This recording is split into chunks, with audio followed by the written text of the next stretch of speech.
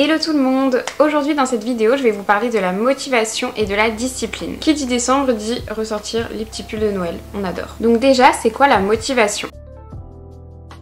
La motivation, c'est une énergie qui nous pousse à faire ce qu'on a envie de faire, mais c'est vrai qu'elle n'est pas constante et elle peut vite s'épuiser. La discipline, justement, c'est ce qui nous permet de continuer à avancer, à progresser, même quand on n'est plus motivé. C'est être capable de maintenir ses actions, ses engagements, ses comportements sur la durée. Par exemple, une personne qui va commencer le sport parce qu'elle a envie d'être en meilleure santé et pour perdre du poids, elle va commencer grâce à la motivation, mais elle aura peut-être pas envie de le faire tous les jours, et donc après c'est la discipline qui permet d'être constant dans la pratique du sport et donc de l'atteinte de son objectif qui est la perte de poids et être meilleure santé. La discipline prend le relais de la motivation.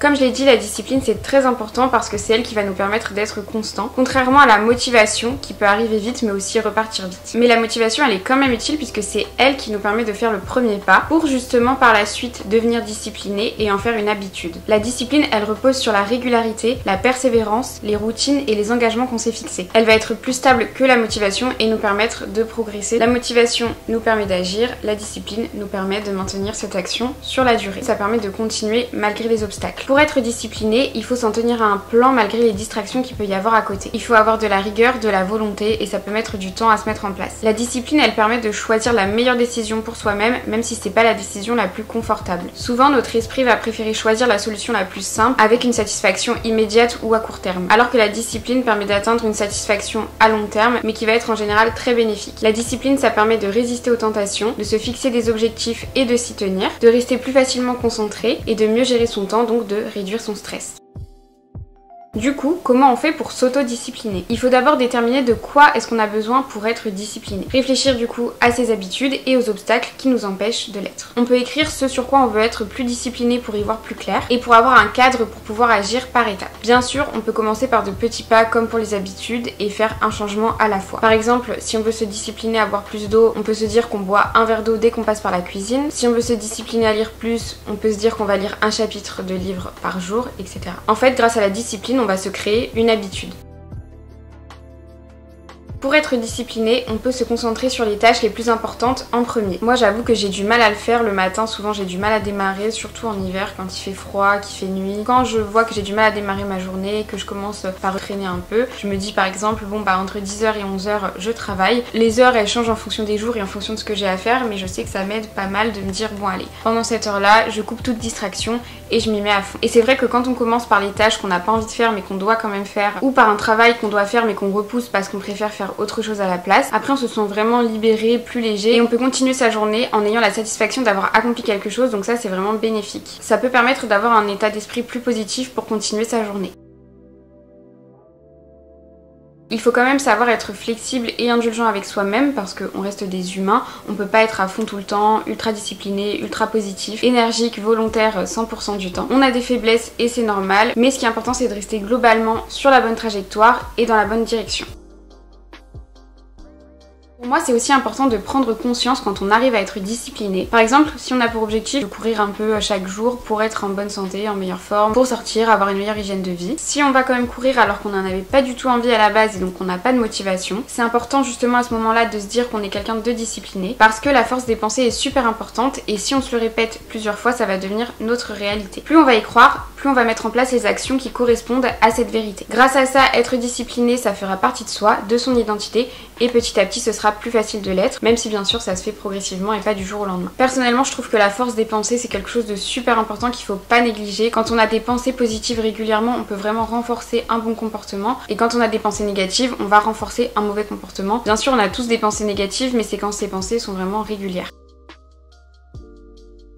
Pour être discipliné, c'est aussi important d'avoir une bonne hygiène de vie parce que la fatigue, ça a un impact très important sur nos actions et notre motivation. On le sait tous, c'est beaucoup plus difficile de faire un effort quand on n'a pas d'énergie. On sait que c'est important, mais beaucoup de personnes le négligent quand même. Donc avoir une bonne hygiène de vie globale et un cadre sain, c'est très important. Ça veut pas dire se coucher à 20h et se lever à 5h tous les matins, méditer, faire du yoga, faire du sport. Mais ça peut être tout simplement déjà avoir suffisamment de sommeil. Ça, c'est vraiment propre à chacun. Il y en a qui ont besoin de 6 heures de sommeil, d'autres de 10 heures. Donc c'est important de s'écouter, de se connaître, de repérer ses signes de fatigue. Mais personnellement, je sais que la fatigue, ça peut vraiment plomber ma journée. Donc je fais en sorte d'avoir assez de sommeil, je me connais, je sais que moi j'ai besoin de pas mal d'heures de sommeil. Donc je me couche à une heure raisonnable et je me réveille à une heure raisonnable où je sais que j'aurai assez d'énergie pour ma journée et que je serai pas trop fatiguée pour faire des choses. C'est aussi important de bien manger pour avoir le carburant nécessaire, l'énergie nécessaire pour sa journée. Bien sûr, ça veut pas dire tomber dans les extrêmes, mais avoir quand même des repas équilibrés, des choses qui nous donnent de l'énergie. Bouger aussi dans sa journée, donc faire du sport, mais si on n'a pas envie de faire du sport, au moins aller marcher un petit peu. Donc ça, c'est les choses où tout le monde sait que c'est important, mais parfois on a du mal à le faire. Pour avoir l'énergie et donc être plus facilement discipliné, c'est important de se connaître et de trouver ce qui nous aide. Donc moi, je sais que quand j'ai une petite baisse de morale ou une baisse d'énergie, le fait d'écouter de la musique, ça peut facilement me rebooster pour faire des choses que j'avais pas envie de faire et que je dois faire. Tout ça pour dire que la discipline, c'est vraiment lié aussi à l'énergie selon moi, parce que si on n'a pas d'énergie, ça va être beaucoup plus difficile d'être discipliné. Donc c'est important de prendre soin de soi pour justement pouvoir garder cette discipline et atteindre ses objectifs. Ensuite, comment on va maintenir cette discipline? Comme je l'ai dit, avoir de la discipline, ça permet d'atteindre un objectif qu'on s'est fixé. Ça rejoint un peu les habitudes, puisque quand on crée une habitude durable, on atteint plus facilement son objectif. La discipline, elle est liée aux habitudes, puisque c'est le moteur qui permet de se créer une habitude. Et une fois qu'on a créé son habitude, on est plus facilement discipliné. Donc les deux sont vraiment mêlés et se renforcent mutuellement.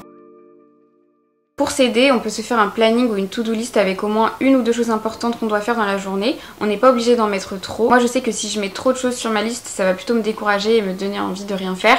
Et si j'arrive pas à tout cocher, pareil, ça va me démotiver. Donc pour moi ce qui marche, c'est de mettre pas trop de tâches à faire dans la journée avec une ou deux très importantes. Le fait de pas en mettre trop, ça va me permettre de réussir plus facilement à faire toutes les tâches dans ma journée. Parfois du coup je vais même faire plus que ce qui a été écrit sur ma liste, donc ça va me maintenir dans un état d'esprit positif et ça va me donner envie de poursuivre cette habitude. Donc personnellement je préfère marcher comme ça, pas trop de tâches, mais au moins je sais que je peux plus facilement toutes les faire et en faire d'autres aussi par la suite, plutôt que d'avoir trop de tâches, de pas réussir à toutes les faire, de me décourager, de me dire que ça sert à rien et du coup d'arrêter. Ce qui aide aussi à être discipliné selon moi, c'est de garder un bon environnement. Personnellement, le fait d'avoir un environnement un minimum rangé, ça m'aide et ça me pousse à faire les choses. Pourtant, de base, je suis quelqu'un de très bordélique et je dis pas que ma maison est rangée vraiment au millimètre. Il y a forcément des petites choses qui traînent, mais déjà, il y a au moins rien qui traîne dans les endroits où on passe. La cuisine, je fais en sorte qu'elle soit toujours un minimum rangée parce que la cuisine, c'est vraiment un endroit qui se dérange et qui se salit super facilement. Le fait de garder un environnement qui est agréable à vivre, ça va être, selon moi, plus facile de faire des choses. Ça joue vraiment sur mon état d'esprit.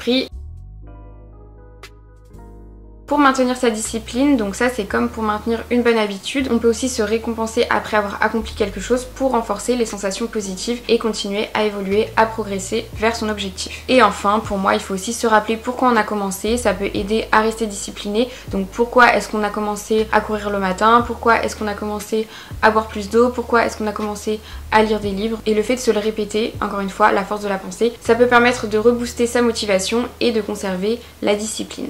Du coup, pour conclure sur cette vidéo, pour moi la motivation et la discipline ce sont deux choses très importantes. La motivation, ça permet de faire le premier pas et ça nous pousse vers ce qu'on va accomplir. Mais parfois elle peut s'épuiser et c'est là que la discipline intervient ensuite pour nous aider à être constant, à rester sur la bonne voie, même quand l'excitation et la motivation du début diminuent. Et donc c'est elle qui nous permet de continuer nos efforts jour après jour vers l'atteinte de ces objectifs. Voilà pour cette vidéo, j'espère qu'elle vous aura plu. Si c'est le cas, n'hésitez pas à aimer, à vous abonner. Et moi je vous dis à bientôt dans une prochaine vidéo. Ciao!